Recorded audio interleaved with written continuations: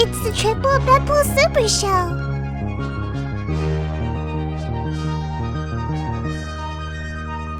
In 1976, if you were to walk into Mother Earth's boutique, an LA plant store, and purchase a houseplant, you'd be coming home with a copy of Mort Garson's Plantasia, one of the pioneers of electronic music as a whole. This album was created specifically for the purpose of entertaining plants with an early Moog synthesizer. While Plantasia received minimal attention in the 70s, recently in 2019 it received a physical re-release due to its internet appeal. While I may not be a plant, I've lost enough brain function to be definitionally considered to be in a vegetative state. Therefore, I feel qualified to critique such a unique collection of songs. The album as a whole is upbeat, bright, and a nice listen. It definitely feels like the type of music that you should listen to all the way through a few times. And it's unique in its style and genre. Plantasia's melodies call to mind the visual stylings of the game Terraria, likely due to its chiptune-esque melodies.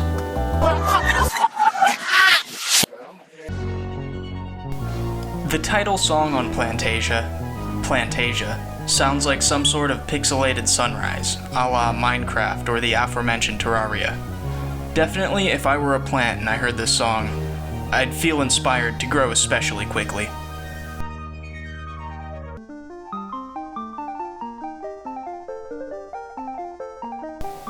Symphony for a Spider Plant is very appropriately named, and the crawling synth throughout the song makes me think of a wiry plant crawling along a wall, like an ivy or morning glory.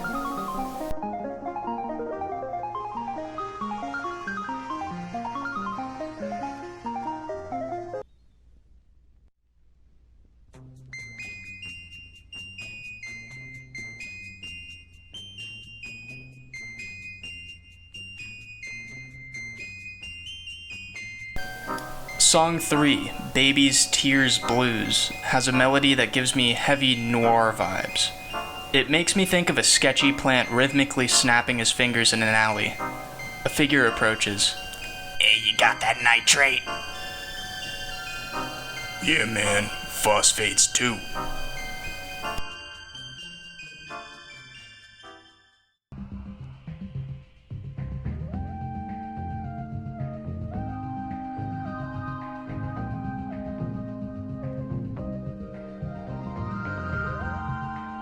Ode to an African Violet is mellow and somewhat mysterious sounding, but somehow alongside the mystery it brings a feeling of comfort.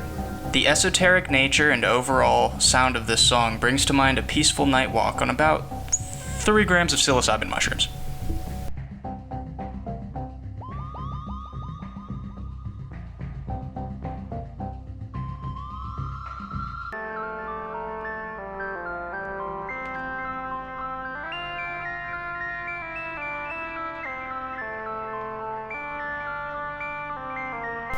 This song, Concerto for Philodendron and Pothos, sounds like the theme of that one plant that you've forgotten about for years that just refuses to die.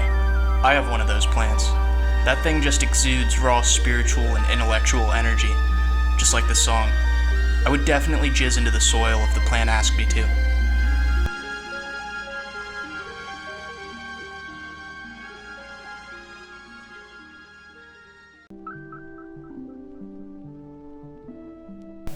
Song 6, Rhapsody in Green, has multiple emotions within its artistry.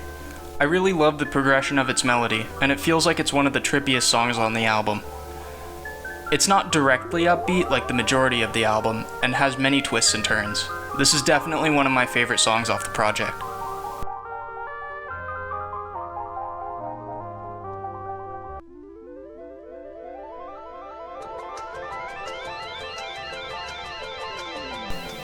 Now this next song is perfectly transitioned into. Swingin' Spathiphyllums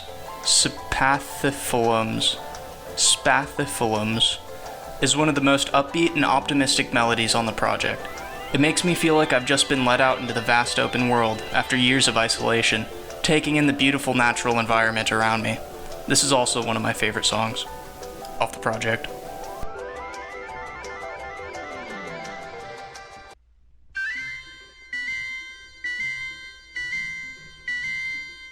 Song 8, You Don't Have to Walk a Begonia, is pretty good.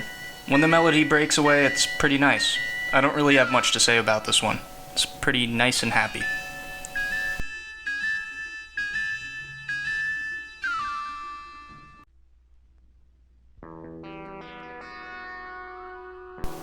A mellow mood for Maidenhair is truly the most mellow song on the album, as the title may suggest.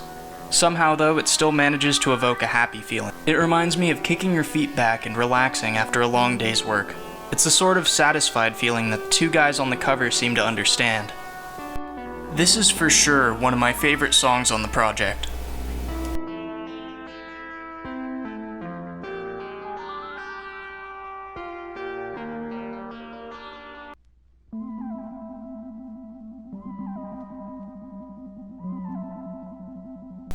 The final song, Music to Soothe the Savage Snake Plant, is one of the most grandiose on the album. It builds a sense of suspense and wonder through its first segment, and then proceeds to hit you with the melody that reminds me of Super Mario Galaxy for some reason. Pretty good song.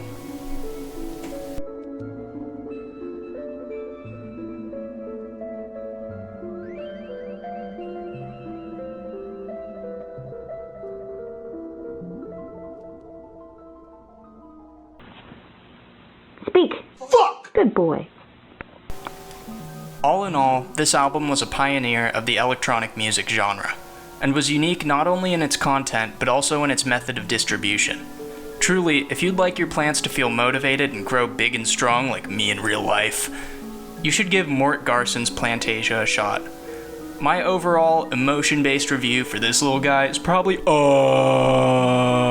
a 8.5. Good job.